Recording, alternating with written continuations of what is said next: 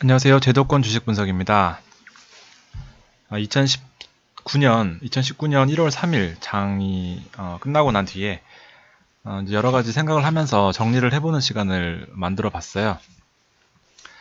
자, 현실화가 됐습니다. 이제 제가 몇 번 말씀드렸던 이 2050과 2100 선을 무너뜨리면서 이제 결과적으로는 며칠 전에 또 브리핑 때 말씀드렸던 2050과 2000선이 현실화가 된 와중에 오늘은 결국 2000선을 무너뜨리면서 참 기분이 좋지 않은 하루를 맞이를 했습니다. 지금 뭐 우리나라뿐만 아니라 그동안은 우리나라만 빠졌다면 오늘 같은 경우에는 이제 중국과 일본까지도 폭락하면서 좀 여러 가지로 힘든 상황이 연출이 되고 있는 점은 분명한 것 같습니다.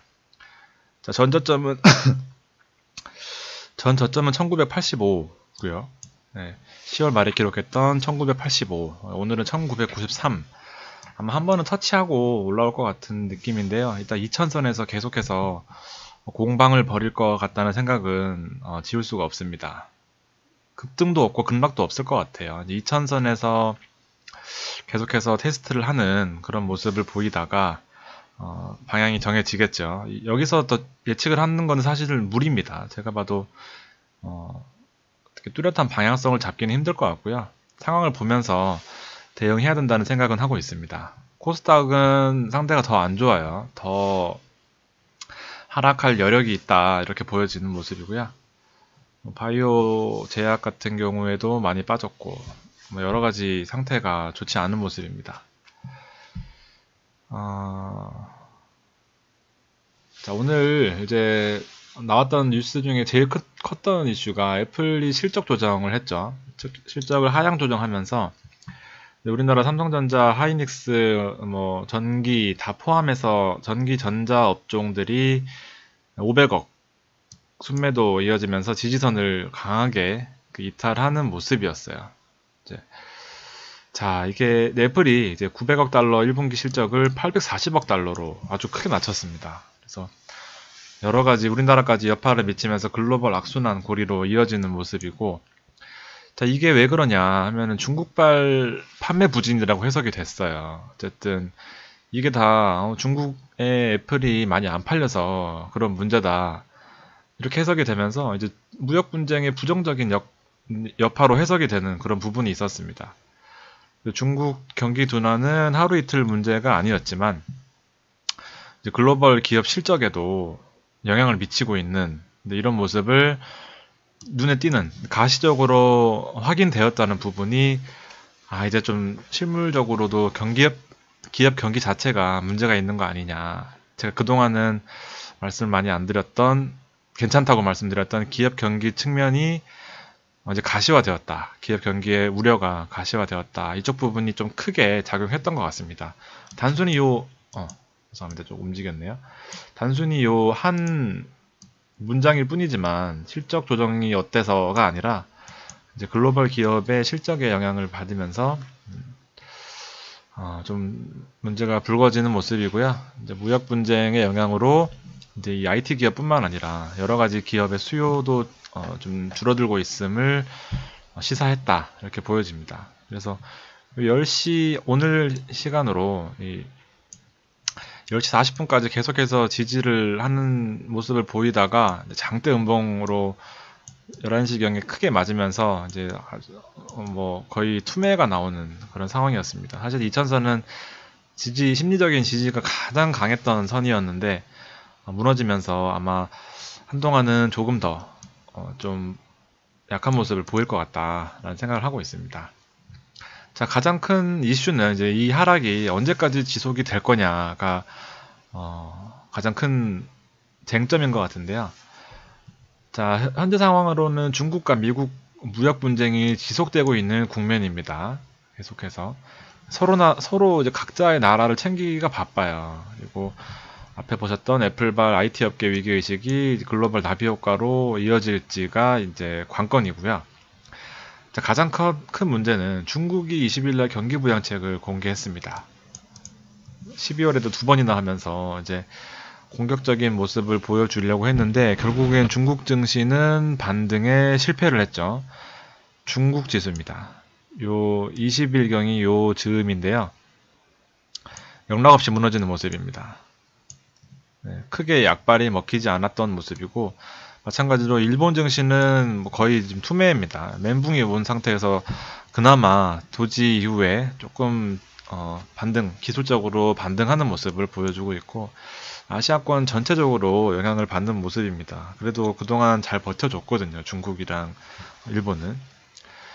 자, 그럼 중국 경기부양책은 사실은 더 큰 규모의 감세, 그리고 이제 지방 정부들한테도 채권 발행을 상당히 늘릴 수 있도록 어떤 그 여력을 허락해준 그런 모습이었는데, 돈을 풀고 인프라 투자에 많이 신경을 쓰겠다고 해도 반등이 실패했다는 측면에서 좀 충격이 좀 심하게 온 것 같습니다.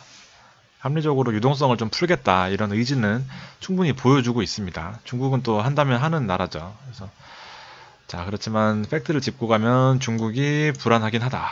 한국은 진짜 중국이 터져도 영향이고 미국이 터져도 영향권이고 또 그렇습니다. 지난번에 제가 해드린 리뷰 때는 그 미국의 고용 짚어드렸잖아요. 고용이 문제였고 계속해서 임금은 오르는데 일자리는 없는 부분, 일자리는 줄어드는 부분을 언급했었고 실제로 그 이후에 충격을 받았었죠. 지지선 무너지면서. 자, 이번에는 중국 경제 지표입니다. PMI 제조업 지수가 50을 하회했습니다.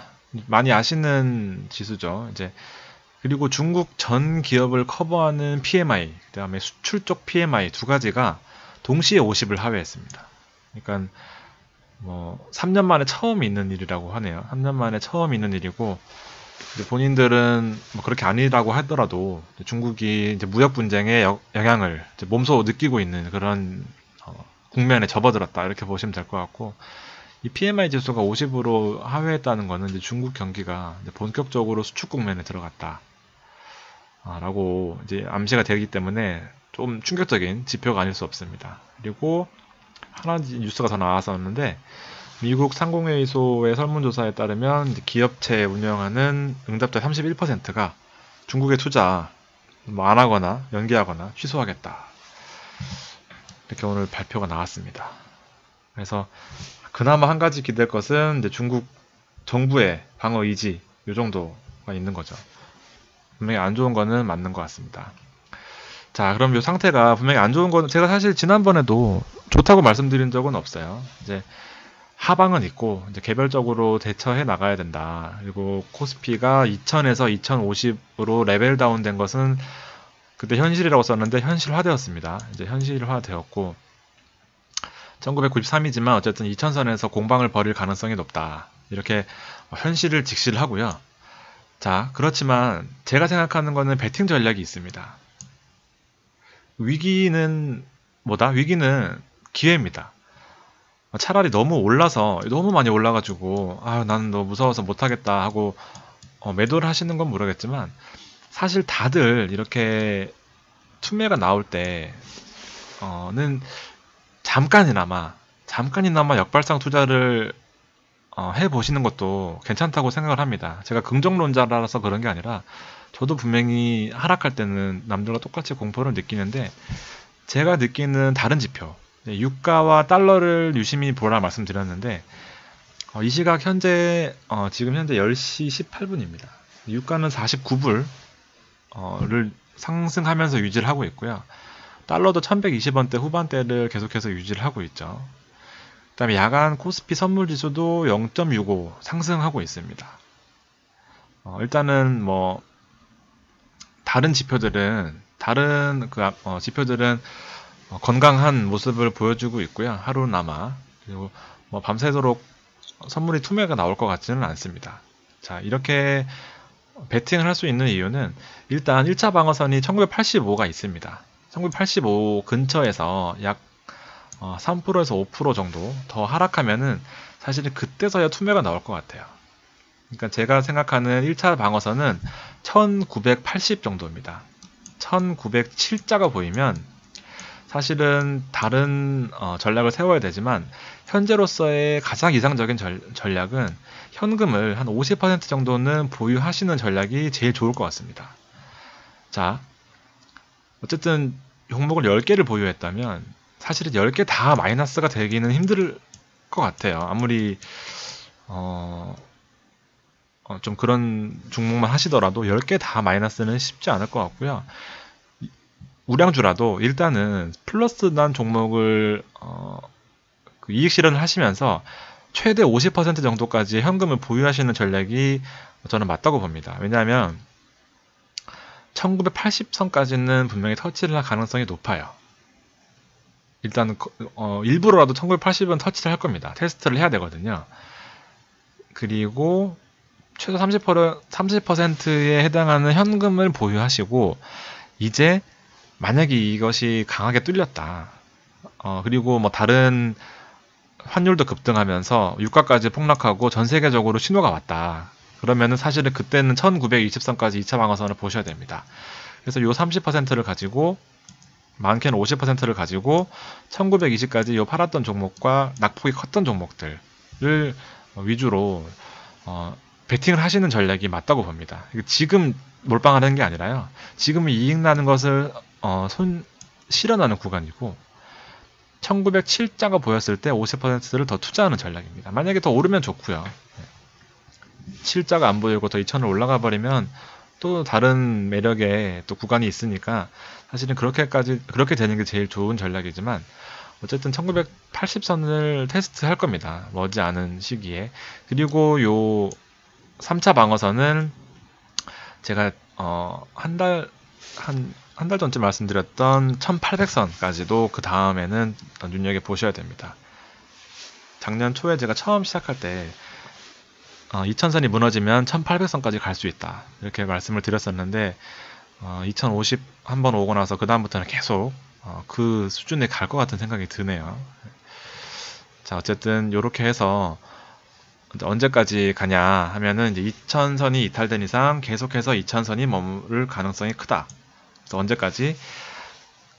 제가 생각하는 그 타이밍은 마지막 한 가지 남은 카드예요. 이제 미국 무역 분쟁에 지금 시한부로 잠재적으로 입을 막고 있는데 2월달 전까지 뭐 기던 아니던 뭐 좋은 타결 소식이 나오던 아니면 불협화음이 더 커지던 어쨌든 얘기가 나오겠죠. 그 얘기를 귀 기울이면서 이제 방향성을 잡는 겁니다. 사실 지금 여기서 베팅을 하고 또 반대로 다 뭐 팔고 하긴 힘듭니다. 그래서 그때 즈음해서 이제 시장을 조금 더 면밀히 살펴보는 그런 전략이 필요할 것 같아요.